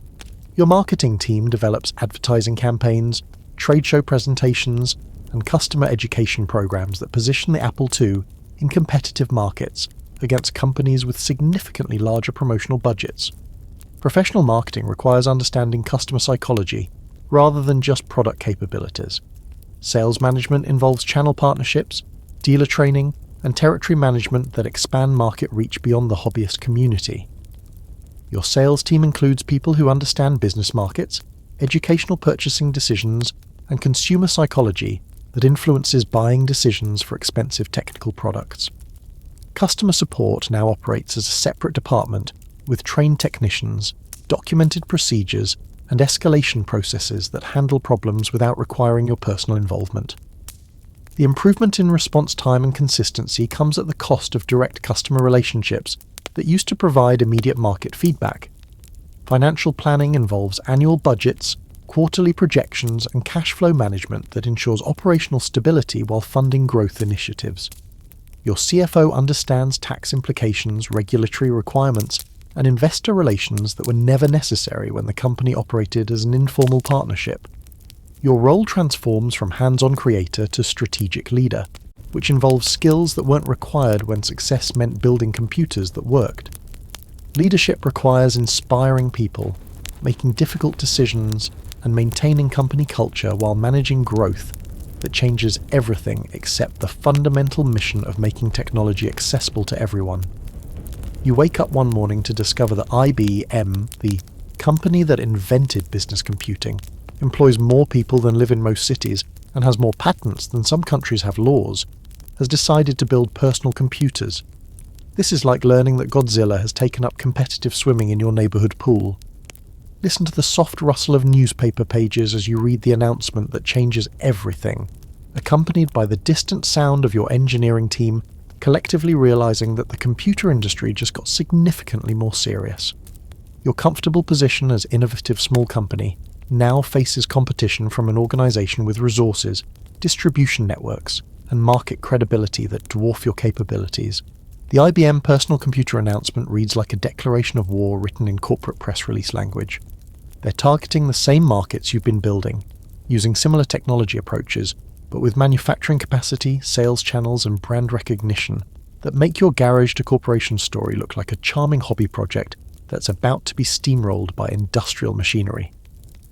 Your competitive analysis reveals both threats and opportunities. IBM's entry validates the personal computer market, proving that your vision of computers in homes and small businesses represents genuine commercial opportunity, rather than just enthusiast speculation. But validation comes with the cost of facing competition from a company that can afford to lose more money on market development than you can afford to spend on everything.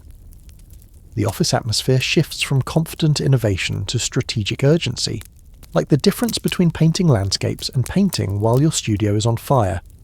Your next board meeting includes discussions about competitive positioning, differentiation strategies, and market share protection that wouldn't have been necessary when your biggest competitors were companies most people had never heard of.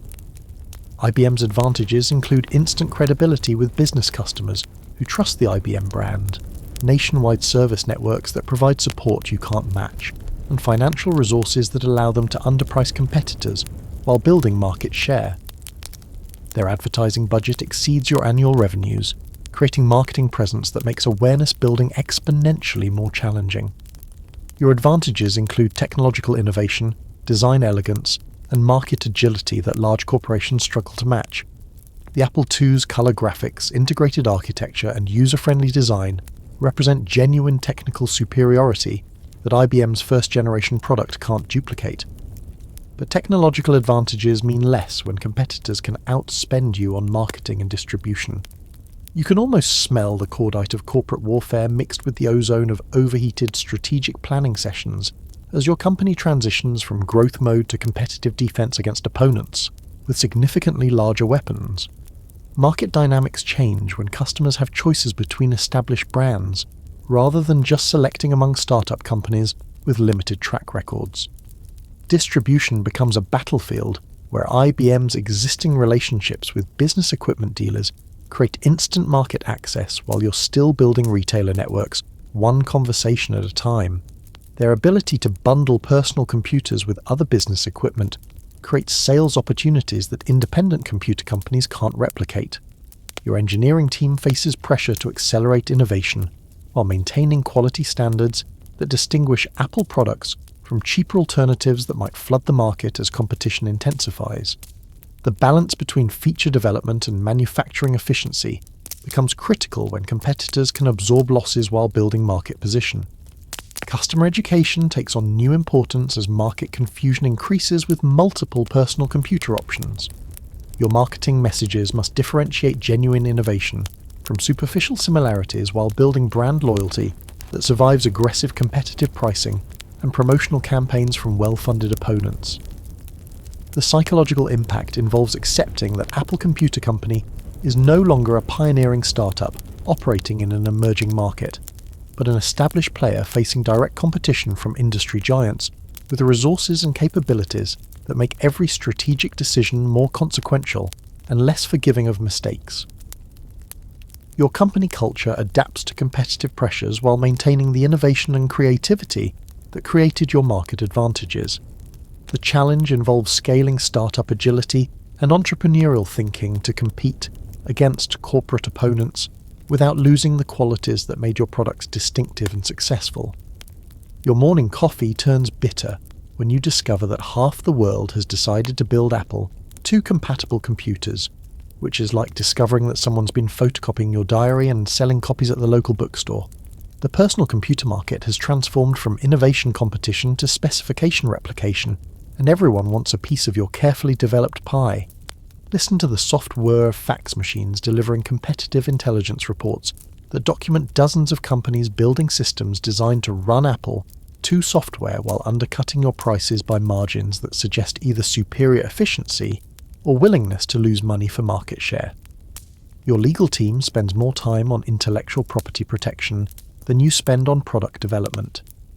The clone phenomenon starts with companies reverse engineering your hardware design, creating functionally identical systems that run the same software but cost significantly less than genuine Apple II computers. Some clones offer superior specifications, more memory, faster processors, additional features, while maintaining compatibility that makes software migration seamless for cost-conscious customers. Your competitive response involves patent protection, trademark enforcement, and legal strategies that attempt to prevent unauthorized copying while allowing legitimate competition and innovation.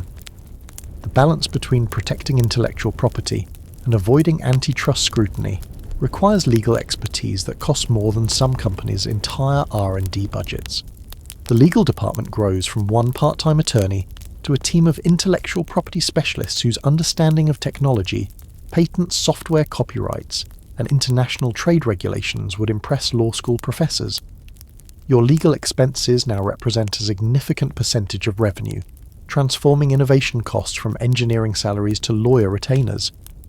Market differentiation becomes critical when customers can choose between original Apple II systems and compatible alternatives that offer similar capabilities at lower prices. Your marketing emphasizes quality, reliability, customer support, and brand reputation as value propositions that justify premium pricing over commodity alternatives. Software compatibility creates a double-edged competitive dynamic. Apple II software that runs on clone systems increases your platform's market reach while reducing your hardware sales advantage. Software developers benefit from larger installed bases, but hardware profits get distributed among multiple manufacturers rather than concentrated with the original innovator. You can almost taste the frustration mixed with grudging respect for entrepreneurs who've identified market opportunities by copying your successful formula while adding their own improvements and cost reductions. Competition validates your design choices while eliminating the market exclusivity that made those design choices profitable. Your engineering team faces pressure to accelerate innovation beyond what competitors can easily replicate. Advanced features, proprietary technologies, and design integration become defensive strategies that maintain differentiation when basic functionality gets commoditized through imitation and price competition. Manufacturing efficiency takes on new importance when price competition intensifies. Your production costs must decrease faster than market prices decline, requiring operational improvements, supply chain optimization, and economies of scale that maintain profitability despite competitive pressure from companies with different cost structures. Quality control becomes a differentiating factor when clone manufacturers prioritize cost reduction over reliability. Customer support, warranty coverage, and technical service create value propositions that justify higher prices for customers who need dependable systems rather than just functional alternatives. International markets complicate competitive dynamics as overseas manufacturers produce Apple II compatible systems with cost advantages from lower labor costs, different regulatory environments, and government policies that favor domestic technology companies over foreign competitors. Global competition requires international business strategies you weren't expecting to need. Your distribution channels face pressure from clone manufacturers offering higher dealer margins, exclusive territories, and promotional support that makes selling alternative systems more profitable than selling genuine Apple products. Maintaining retailer loyalty requires programs that ensure selling Apple computers remains financially attractive despite competitive alternatives. The psychological adjustment involves accepting that innovation leadership doesn't guarantee market control, when competitors can duplicate successful products faster than you can develop new ones. Success creates targets that attract competition, requiring different strategies than those needed for market creation and early development. Your R&D lab now resembles a bunker where engineers work with the intensity of people who know that falling behind technologically means losing everything they've built over the past 5 years. Innovation used to be exploration, now it's survival, and the difference feels like switching from leisurely hiking to running from bears that have learned to use calculators. Listen to the constant hum of prototype computers, development systems, and testing equipment that operates around the clock as your engineering teams race to develop next-generation products that will maintain Apple's technological leadership despite increasingly sophisticated competition. Your development cycles have compressed from comfortable exploration to frantic sprints against competitors with similar capabilities and significantly larger budgets. The pressure to innovate faster than competitors while maintaining quality standards creates tension between engineering perfection and market timing. Products that would have benefited from additional development time get rushed to market because competitive windows close quickly when multiple companies pursue similar technological advances simultaneously. Your next-generation computer project involves technologies that push beyond current Apple II capabilities. 16-bit processors, advanced graphics, sophisticated operating systems, and user interfaces that represent quantum leaps in personal computer sophistication. But quantum leaps require quantum resources, and resources get spread thinner when competitive pressure increases operational expenses. The development facility smells like the intersection of cutting-edge technology and chronic stress, with overtones of takeout food consumed at workstations and the ozone scent of electronics pushed beyond normal operating parameters. Your engineers work longer hours with shorter deadlines, creating innovations that must be both technically superior and commercially viable against opponents who can afford to subsidize market development. Technology licensing becomes a strategic consideration when proprietary development costs exceed what single companies can sustain. Joint ventures, patent cross-licensing, and component sharing arrangements spread development risks while potentially sharing competitive advantages with partners who might become competitors. Your software strategy expands beyond hardware focus to include operating systems, programming languages, and applications that create platform differentiation when hardware specifications become commoditized. Software development requires different expertise, longer development cycles, and user experience design that was less critical when hardware innovation dominated competitive dynamics.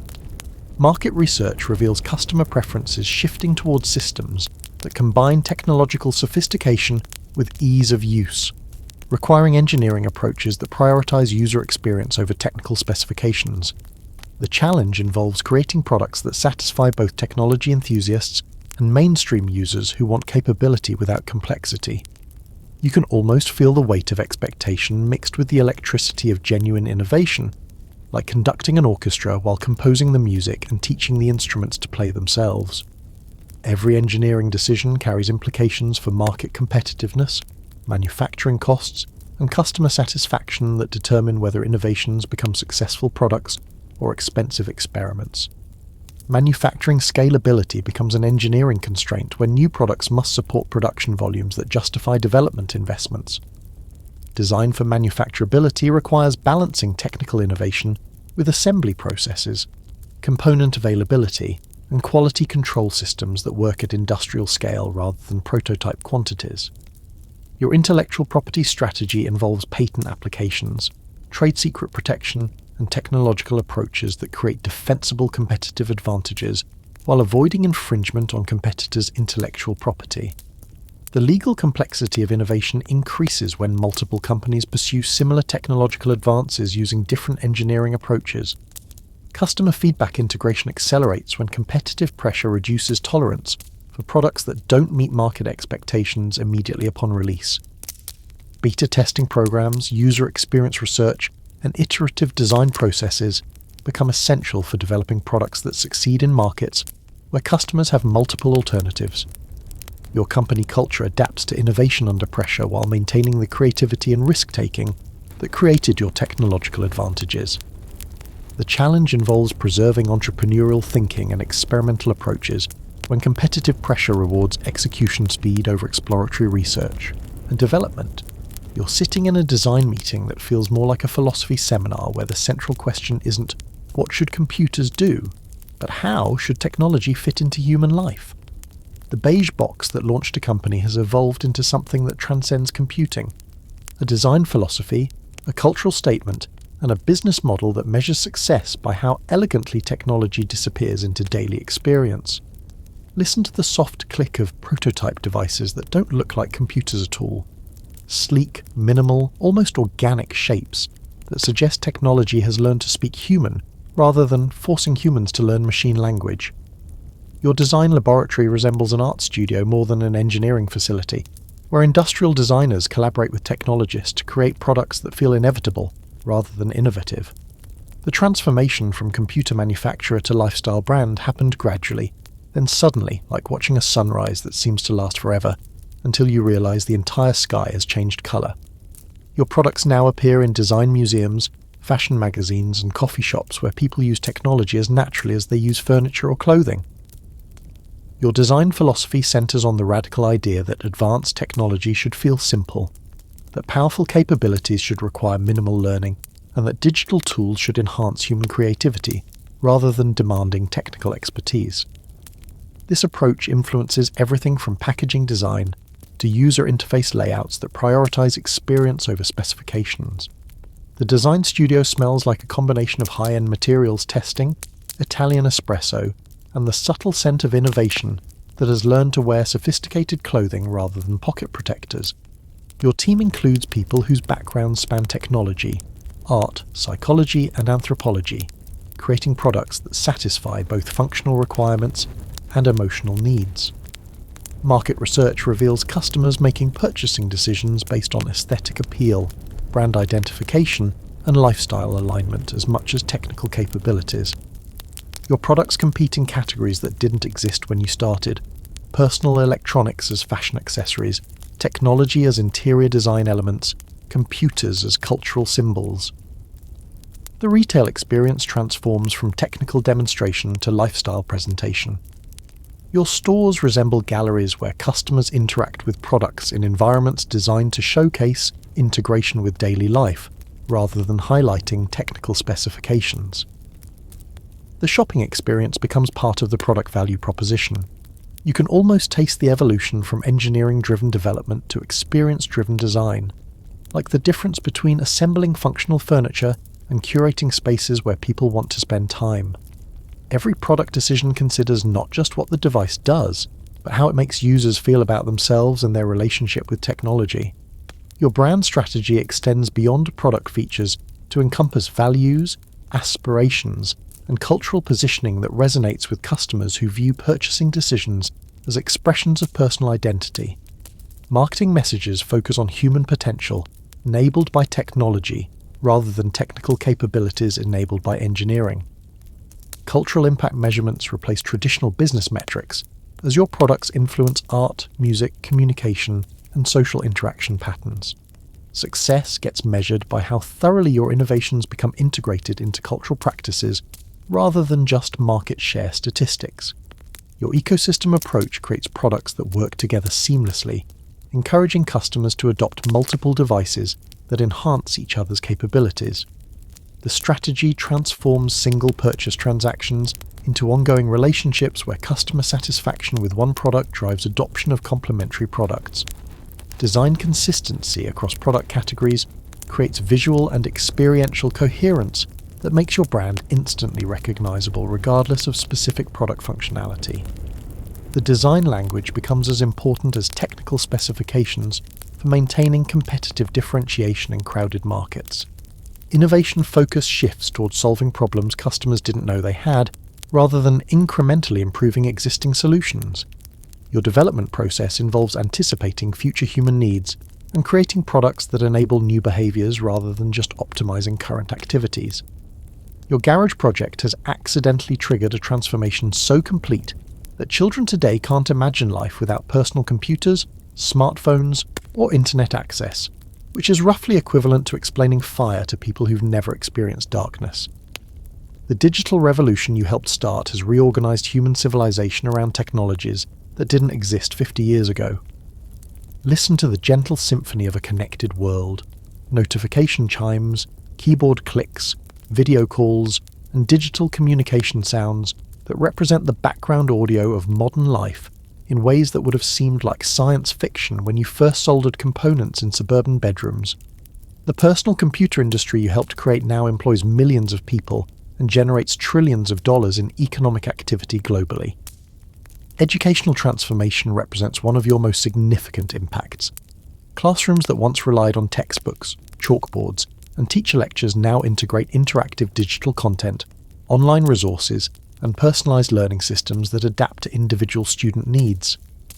Children learn programming languages before foreign languages, treating computer literacy as fundamental as reading and mathematics. Your influence on creative industries extends from music production and graphic design to film editing and publishing, where digital tools have democratized content creation while raising quality standards. Independent artists access professional-grade capabilities that were previously available only to major studios and publishing houses with substantial capital investments. The modern workplace smells like coffee and possibility mixed with the subtle ozone of electronics that have become as essential as electricity and plumbing. Your contribution to business transformation includes everything from accounting and inventory management to communication and collaboration tools that enable remote work, global commerce, and organizational structures that were impossible before personal computing. Social impact measurements reveal both positive and concerning consequences of the digital revolution you initiated. Enhanced communication, information access, and creative opportunities compete with privacy concerns, social isolation, and economic disruption as society adapts to technological capabilities that exceed many people's ability to manage them effectively. Your environmental legacy includes both the energy consumption of global computing infrastructure and the efficiency improvements that digital systems provide across transportation, manufacturing, and resource management. The environmental impact of producing billions of electronic devices balances against the environmental benefits of digital optimization in other industries. Economic transformation involves the creation of entirely new industries: software development, information services, digital marketing, cybersecurity, while disrupting traditional industries that depended on physical processes, geographic limitations, and information scarcity that digital technologies have eliminated. You can almost feel the weight of unintended consequences mixed with the satisfaction of positive impacts, like watching children grow up to accomplish amazing things while occasionally making choices you wouldn't have recommended. The technology you helped create has enabled both tremendous human advancement and concerning social challenges that require ongoing attention and thoughtful management. Cultural influence extends to communication patterns, entertainment preferences, shopping behaviors, and relationship formation that have been fundamentally altered by personal computing and internet connectivity. Your garage project contributed to social changes that affect how people meet, work, learn, and maintain relationships across global distances. Privacy and security challenges emerge from the connectivity and data sharing capabilities that make digital systems useful, while creating vulnerabilities that didn't exist when computers were isolated devices used by individual operators. The balance between convenience and security becomes an ongoing societal challenge. Your innovation methodology, rapid prototyping, user-centered design, iterative improvement has influenced product development across industries beyond technology. The startup culture and entrepreneurial approaches you pioneered now appear in fields from biotechnology to renewable energy development. Future implications involve artificial intelligence, quantum computing, biotechnology integration, and other advanced capabilities that build upon the personal computing foundation you helped establish. Your garage project created the technological and cultural infrastructure that enables continued innovation at scales and speeds that exceed what individual humans can fully comprehend. You're standing in your modern office, looking at devices that would have seemed like magic to the person who first powered up a circuit board in a suburban garage and realizing that everything you dreamed about personal computing was simultaneously too small and impossibly ambitious. The future you imagined has arrived, multiplied by technologies you never anticipated, and exceeded by applications that redefine what it means to be human in a connected world. Listen to the quiet hum of a world where billions of people carry more computing power in their pockets than existed in entire universities when you started, creating a symphony of human potential that's both beautiful and overwhelming in its scope and complexity. Your initial vision of computers as tools for individual creativity has evolved into platforms for global collaboration, artificial intelligence, and capabilities that approach the boundaries of what technology can achieve. The moral implications of your success involve questions about technology's role in human development, social equality, and the kind of future you're helping to create. Every innovation carries both tremendous potential for human improvement and significant risks that require careful consideration by people who understand both technology and humanity. Your company's influence extends beyond products to include design philosophy, business practices, and cultural values that affect how other companies approach innovation, employee relations, and social responsibility. Success creates obligations to use influence wisely rather than just profitably. The office atmosphere feels like standing at the intersection of history and possibility, where past achievements provide foundation for future developments that will determine whether technology serves human flourishing or creates challenges that exceed our ability to manage them effectively. Your decisions now affect not just customers and shareholders, but global communities whose lives are shaped by technological development patterns. Educational impact continues evolving as digital tools enable personalized learning, skill development, and knowledge access that could democratize high-quality education globally. The challenge involves ensuring that technological capabilities improve educational opportunities for everyone, rather than increasing gaps between privileged and underserved communities. Your environmental responsibility includes both the sustainability of technology manufacturing and the environmental benefits that digital optimization can provide across energy transportation and resource management systems. Climate change mitigation may depend partly on technologies that optimize resource use while minimizing environmental impact. Social challenges involve managing the balance between technological capability and human wisdom, ensuring that advanced tools serve human values rather than replacing human judgment. The future requires people who understand both technology and ethics, making decisions that prioritize human welfare over technical possibility. You can almost taste the mixture of pride and responsibility, like appreciating beautiful music while recognizing your obligation to help others access similar beauty and meaning. Success creates opportunities to influence technological development directions that will affect future generations' quality of life and human potential. Your legacy involves not just the products you've created, but the innovation culture, design principles, and business approaches that influence how other companies develop technology. The entrepreneurial spirit you demonstrated encourages others to pursue ambitious projects that could solve significant human challenges.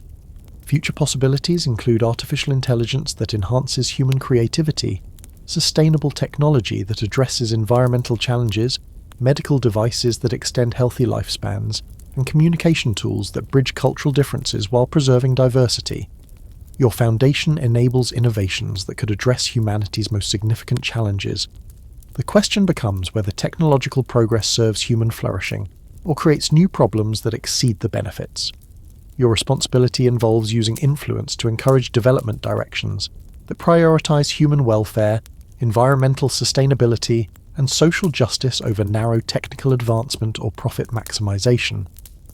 Looking forward, you realize that the Garage project was just the beginning of a transformation that continues evolving. The personal computer revolution you helped start provides foundation for artificial intelligence, biotechnology integration, renewable energy systems, and other advances that could create a future where technology enables human potential rather than replacing human purpose. The dreams that started in a California garage have become reality that exceeds the original vision, while creating new dreams that seem just as impossible and just as necessary as personal computers once seemed. The future remains unwritten, waiting for the next generation of dreamers who believe that technology should serve humanity's highest aspirations. You've witnessed technology transform from hobby to revolution, from garage project to global transformation, as artificial intelligence and other emerging technologies approach capabilities that could reshape human experience even more dramatically. The question becomes, should we prioritize developing more powerful technology, or should we focus on ensuring that existing technology serves human flourishing more effectively? What would you choose, and why does your choice matter for the future we're creating together?